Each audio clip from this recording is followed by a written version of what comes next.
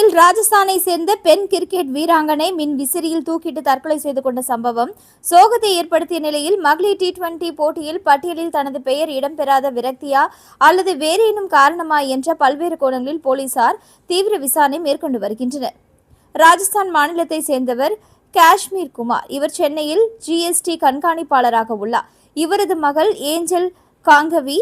இவர் புதுச்சேரி தனியார் கல்லூரியில் BBA 2ஆம் ஆண்டு படித்து வருகிறார். இவர் தற்பொழுது புதுச்சேரி கதிர்காமம் மீனாட்சிப்பேட்டை பகுதியில் வாடகை வீட்டில் தனியாக வசித்து வருகிறார். கிரிக்கெட் மீது அதீத ஆர்வம் கொண்ட ஏஞ்சல் காங்கவி புதுச்சேரி துத்திப்பட்டில் உள்ள கிரிக்கெட் அகாடமியில் சேர்ந்து விளையாடி வருகிறார். இதனிடையே T20 போட்டிக்கான வீராங்கனைகள் பட்டியலில் ஏஞ்சல் தேர்வாகவில்லை என கூறப்படுகிறது. இதனால் மனம் உடைந்து மிகவும் சோகத்தில் மூழ்கியிருந்த அவர் பின்னர் இயல்பு நிலைக்கு திரும்பியுள்ளார்.